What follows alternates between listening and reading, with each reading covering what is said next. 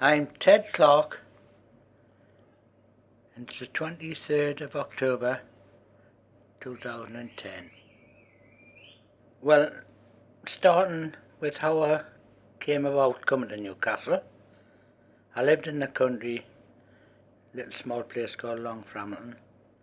I married a girl from Alnwick, and we were married in 1962, and we decided to have our future in the city.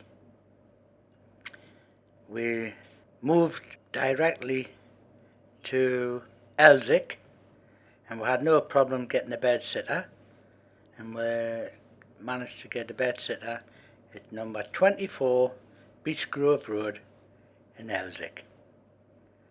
The landlord was a Polish guy who acquired this property just through having a lump sum through having an accident in the mines.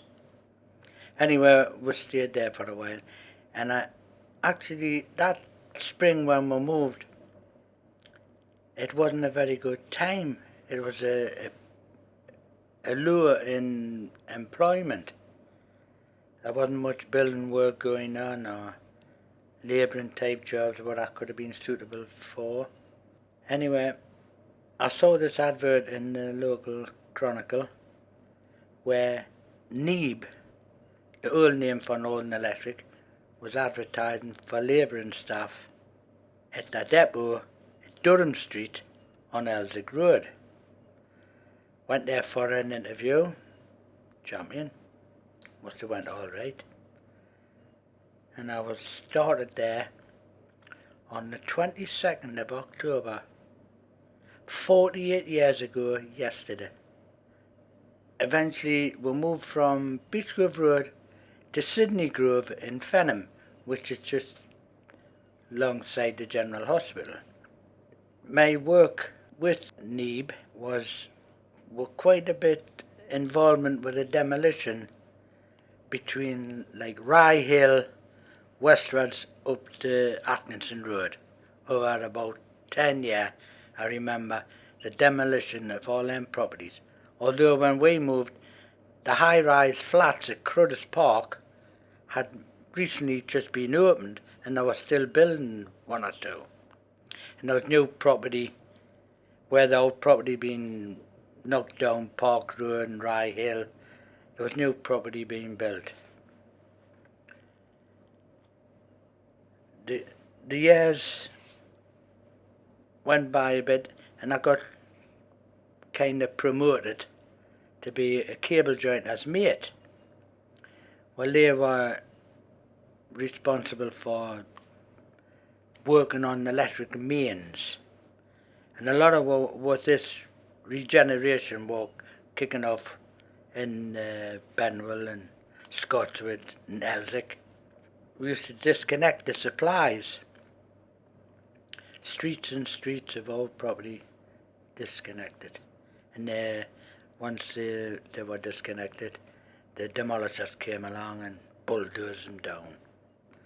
And this sweep went from about Rye Hill westward up to about Atkinson Road. All them terrace roads were built for the armaments factory in the late 1890s. They were all knocked down. Were up and down, like flats. Not many rooms to them, outside lows, and really not suitable for today's living. And they decided, the council, to build, instead of from like Armstrong Road or Elswick Road running straight down to the Scotswood Road, a lot of the properties they decided to stagger them, step situation, and build them from west to east, instead of having, and not done away with these steep streets like what Clara Street and Mariah Street were like. And during the late 60s, this building progress was developing all the time. And I noticed Buddle Road, in that area. There was a big contract by some builder, I can't think of at the time. But during the course of building, they had these larger type bricks than what the standard ones were. They were definitely larger than the normal standard housing brick. And the bricklayers from Tyneside, when they were advertising for bricklayers to work on these new streets, no, they didn't want to know. Didn't like these new bricks, these big bricks. Not gonna handle them. You know, that's worse than breeze blocks. So the majority of the construction workers were brought in from Sunderland area and outlying areas. And I used to meet people in the pubs, in the bars, bricklayers and joiners and that. Nah, I'm not working with them. Not working with that lot. Them bricks, you shouldn't be allowed to use them bricks. We just thought it was kind of funny, you know. It was a way of living. There was work there. The council was giving them work, and they wouldn't have it. So these new streets all appeared. As I say, run from west to east to take off this steepness that existed before in the older properties.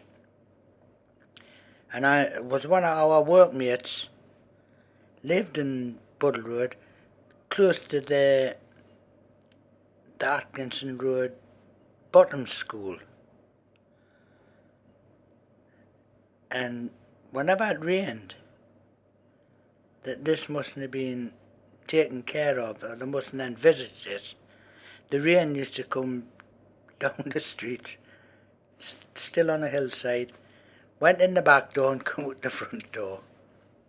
And this happened a lot. So, they are not suitable. This fella, called him Edward Jenkins, and his wife.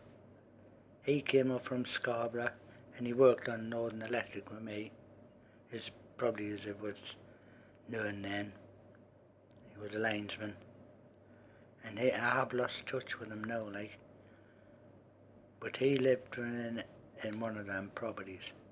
But the houses themselves, when we were putting the new supplies in, there was a clerk of works there, and these houses, they were solid. They were rock hard. Reinforced steel, and they were these large grey-blue bricks at the face bricks.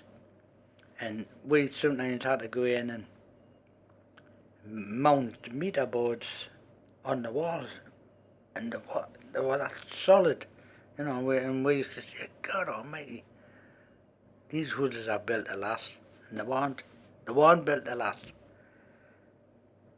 And who's to blame for that? Was it bad planning again? I think a lot of the people that lived in them premises didn't look after them properly, although they couldn't very well damage the structure because they were that solid. And then, alas, they are all knocked down now. But I don't know how many houses were involved with this water leakage, this flooding log. I'm not too sure. So that was quite an area of houses, right away from St John's Road, Armstrong Road, right away down to Scotland Road, or more or less, maybe not right onto Scotland Road, because there's other bits of buildings there. And I'm afraid they are all gone now, maybe in the 80s or early 90s. But I thought it was such a criminal waste of all that property having to be bulldozed down, and we are living in, people that, like myself, that bought a house built in the 1920s, we are still there. Why is our houses still there, and these modern ones aren't? So there'll be several answers there. You can interpret your own version, I suppose. The Rye Hill end, when I came to the town, the Cruddas Park flats were nearly complete then. Dan Smith was opening them and other councillors. and surrounding areas from Rye Hill up to Park Road and a little bit further west, them properties have survived. And they were built in the late 60s. They've survived. So it must be suitable. But they've survived, it's just when you come further west. So that's my experience over the 48 years.